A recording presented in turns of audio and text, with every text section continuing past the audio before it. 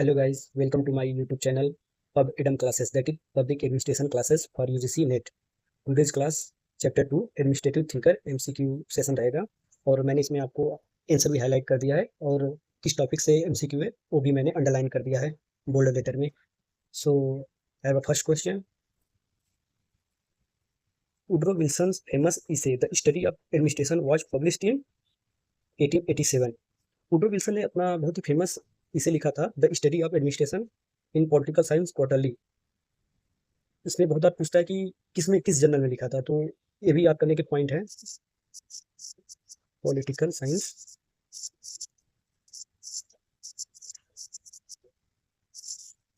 Quarterly. और इसी के बाद इनको फादर्स ऑफ एडमिनिस्ट्रेशन रिगार्ड किया गया था वुड्रो विल्सन को.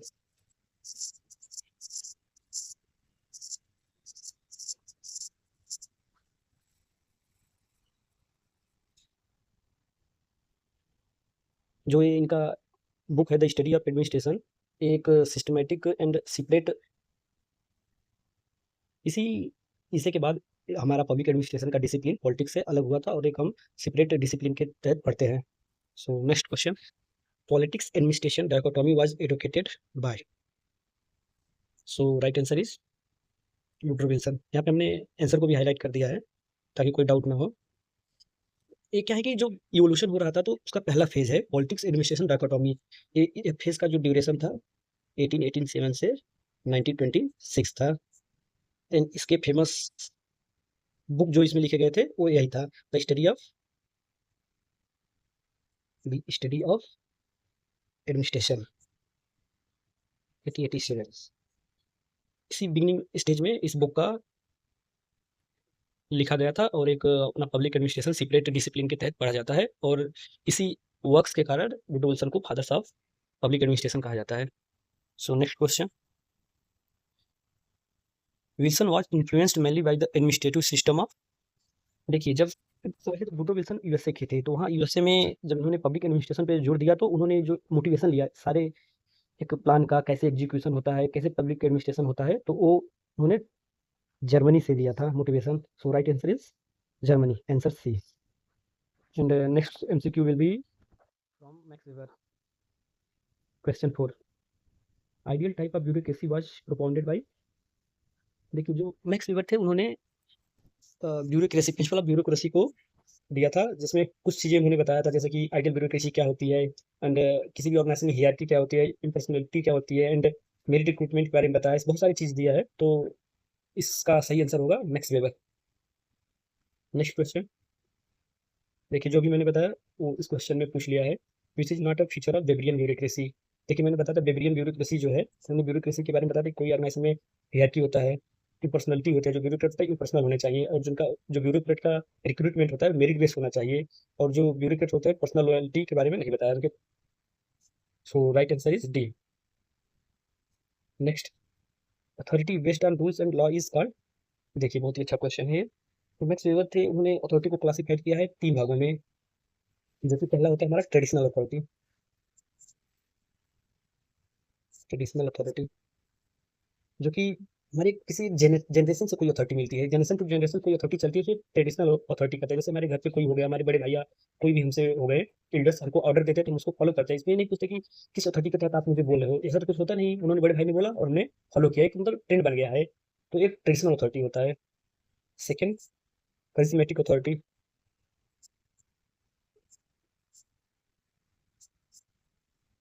इसमें उन्होंने बताया कि कोई भी अपने जो इनबिल्ट ट्रैक होता है एंड क्वालिटीज होते हैं, इनबिल्ट क्वालिटीज होते हैं, उसके थ्रू कोई लीड करता है तो उसको करिज्मेटिक अथॉरिटी कहते हैं. जैसे कि हमने बहुत कोई लीडर को देखे होंगे कि वो उनके पर्सनालिटी को देख के, उनके पर्सनल ट्रेट्स को देख के हम उनको अपना आइडल मान लेते हैं, तो वो करिज्मेटिक अथॉरिटी होता है. And third, which is most famous, legal rational authority. Max weber ने इस अथॉरिटी को सबसे इंपॉर्टेंट बताया है, लीगल रेशनल अथॉरिटी, जो कि बेस्ड ऑन अथॉरिटी होता है जिसमें रूल्स एंड रेगुलेशन के तहत होते हैं. तो इस क्वेश्चन में यही पूछा गया है कि authority based on rules and law is called legal rational authority. So next MCQ will be on FW Taylor's topic. So question 7. Scientific management theory focus on. देखिए, जो कि FW टेलर थे वो एक पहले शुरू में वो वर्कर थे, फिर उन्होंने अपना स्टडी इनहेंस किया और एक मैनेजमेंट लेवल पे काम किया और उन्होंने ऑर्गेनाइजेशन में शॉप फ्लोर मैनेजमेंट मतलब जो कि एकदम निम्न, जो कि एक लो ग्रेड के जो वर्कर्स होते हैं वहाँ स्टडी किया और कैसे ऑर्गेनाइजेशन का प्रोडक्टिविटी इनहेंस किया जाए उसके बारे में बताया है। तो इनका जो फोकस रहा था वो एफिशिएंसी ऑफ वर्क था कि किसी भी ऑर्गेनाइजेशन के एफिशिएंसी को कैसे बढ़ाया जाए। इनके बहुत सारे वर्क है जैसे art of cutting tools, shop floor management और उन्होंने टाइम एंड मोशन स्टडी किया, बहुत सारे हैं। मैं आप सबको डिटेल में अपने नेक्स्ट वीडियो में जब एक इंट्रोडक्शन चैप्टर आएगा चैप्टर वाइज उसमें एक्सप्लेन करेंगे। अभी तो एमसीक्यू सेशन है तो इसमें शॉर्ट एक्सप्लेनेशन दे रहा हूँ। Next time and motion study is associated with, जो देखिए अभी जो बताया मैंने एक इनका डब्ल्यू टेलर का वर्क्स है। So right answer is Taylor.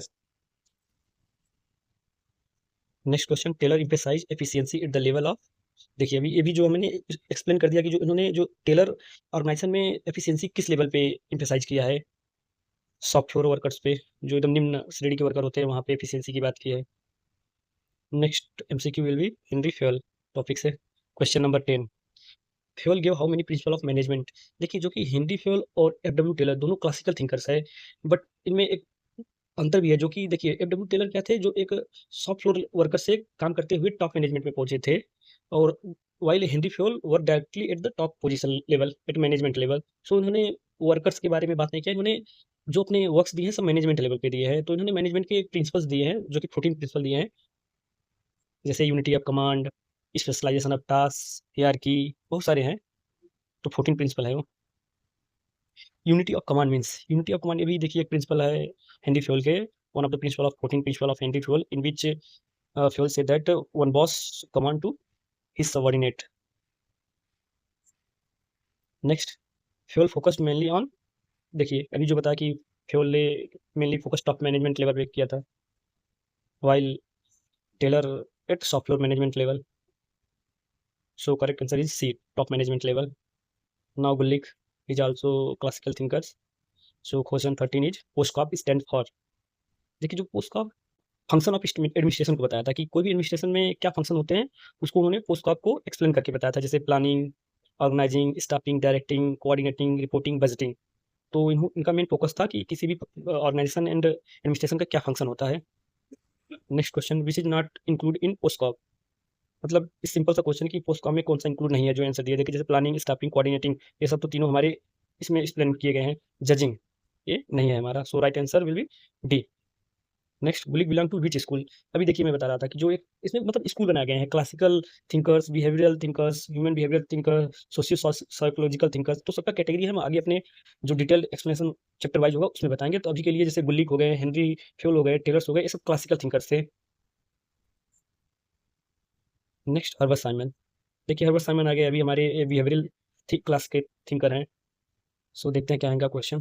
Question number 16, bounded rationality concept was given bye Herbert Simon. इन्होंने डिसीजन मेकिंग थ्योरी दी है, तो जिन्होंने बाउंडेड रेशनैलिटी के बारे में बताया है कि कोई भी डिसीजन इंस्टीट्यूट की चॉइस होती है और बहुत सारी एक्सप्लेनेशन है, मैं आपको नेक्स्ट वीडियो में डिटेल एक्सप्लेन करूंगा। Simon criticise classical principle as, देखिए जो कि जैसा मैंने बताया बिहेवियरल स्कूल किया, तो जस्ट इन्होंने जो क्लासिकल थिंकर के प्रिंसिपल थे उन्होंने इनको प्रोवर्ब कहा, क्योंकि वो क्लासिकल लोग के थिंकर जो थे पब्लिक एडमिनिस्ट्रेशन को एज ए साइंस बताया, जो कि साइमन ने इसको क्रिटिसाइज किया, बोला कि ये बस प्रोवर्ब है, एक्चुअली में ऐसा है नहीं। Next question, according to Simon administration is mainly about, देखिए इसमें साइमन का बताया कि एडमिनिस्ट्रेशन किसके बारे में होता है, मेनली अबाउट डिसीजन मेकिंग, इनके वर्क है जो पता है ना, बाउंडेड रेशनैलिटी डिसीजन मेकिंग के बारे में बताया गया है। तो right answer is C, decision making. Next, Dwight Waldo topic से question 19, Dwight Waldo oppose the idea of, देखिए ये बहुत बार क्वेश्चन आ रखा है। Dwight Waldo oppose the idea of, देखिए जो क्लासिकल थिंकर थे उन्होंने पब्लिक एडमिनिस्ट्रेशन को वैल्यू न्यूट्रल बताया, वैल्यू न्यूट्रल।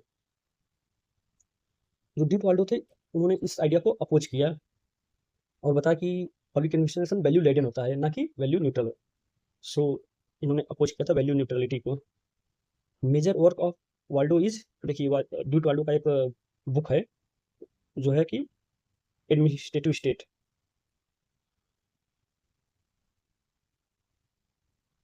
एडमिनिस्ट्रेटिव स्टेट, ये 1948 में पब्लिश हुआ था। इन्होंने इसमें बताया है कि जो पब्लिक एडमिनिस्ट्रेशन होता है ये political process and social environment में काम करता है, तो ये वैल्यू फ्री नहीं हो सकता, ये वैल्यू लेडन है। So right answer is administrative state. Next question, Waldo emphasized administration as, देखिए वही जो मैंने बताया कि जो बुक्स है एडमिनिस्ट्रेटिव स्टेट 1948 में, इसमें उन्होंने आर्ग्यू किया है कि जो पब्लिक एडमिनिस्ट्रेशन होता है पॉलिटिकल टेक्निकल प्रोसेस होता है, सो ये वैल्यू फ्री नहीं हो सकता है, वैल्यू लेकिन होता है। So right answer is C. Next MCQ will be on FW Riggs, Fredericks topic से। So question 22, Riggs is associated with, जो रिग ने देखिए क्या है, रिग का जो प्रिंसिपल था वो कंपेरेटिव पब्लिक एडमिनिस्ट्रेशन पे था। इन्होंने सोसाइटी के रिगार्डिंग बोला है कि सोसाइटी कैसे होता है, जैसे under develop society and traditional society दोनों के बीच में होता है, तो इन्होंने कंपेरेटिव को बारे में बताया है। Right answer is C. Prismatic society lies between, देखिए अभी जो मैं बताना, इन्होंने इन्होंने सोसाइटी को कैटेगराइज किया है साइंस को लेके, जैसे साइंस में अपने ये प्रिज्म हो गया और हमारी लाइट्स के रेज आते हैं और यहाँ पे डिफ्लेक्ट होते हैं और यहाँ पे डिफ्लेक्टेड रेज निकलते हैं। सो इन्होंने ऐसे ही सोसाइटी को कैटेगराइज किया है कि यहाँ अंडर डेवलप सोसाइटीज होंगे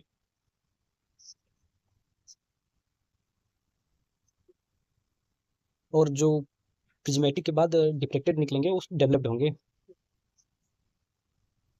डेवलप्ड सोसाइटीज होंगे। और जो इन दोनों के बीच का जो ट्रांजिशनल होगा प्रिज्मेटिक सोसाइटी होगा।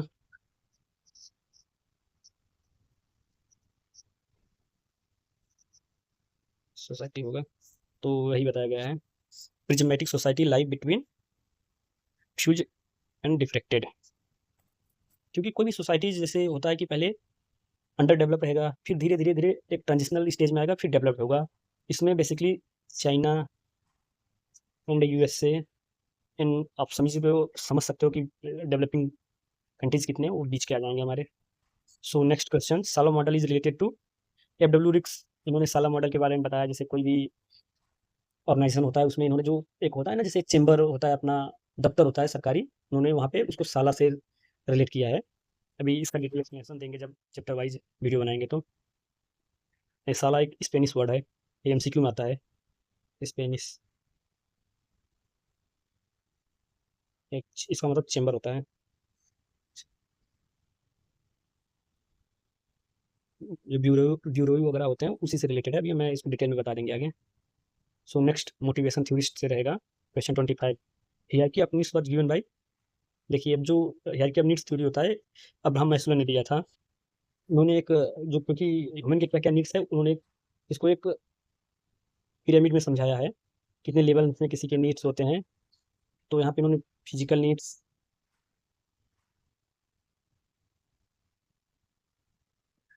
फर्स्ट स्टेज में जो बताया उन्होंने फिजियोलॉजिकल नीड है कि physical need, and second security needs, security, third होगा सोशल नीड, एंड फोर्थ होगा esteem, last one is self actualisation need, self actualisation.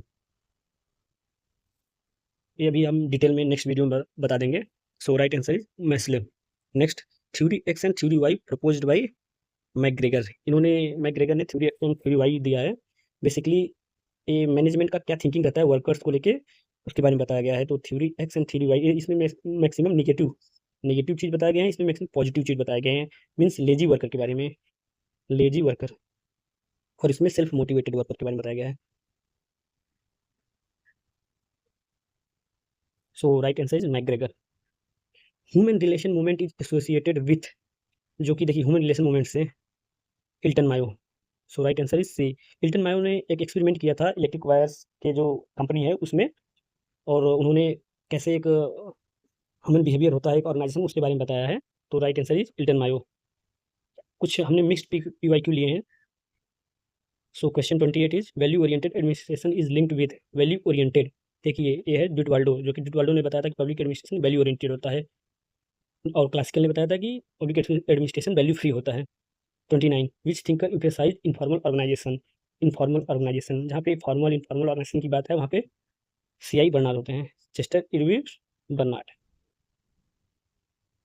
उन्होंने इम्फेसाइज किया था कि फॉर्मल ऑर्गेनाइजेशन के अलॉन्ग साइड इनफॉर्मल ऑर्गेनाइजेशन भी होना चाहिए, जो कि एक कोऑपरेशन एंड मोटिवेशन के लिए बहुत ही जरूरी होता है। And last one is classical thinker mainly emphasized, देखिए जो क्लासिकल थिंकर तो उन्होंने मैक्सिमम एफिशिएंसी एंड ऑर्गेनाइजेशन की स्ट्रक्चर के बारे में बात किया है, ना कि ह्यूमन एक्सपेक्ट के बारे में। So right answer is efficiency.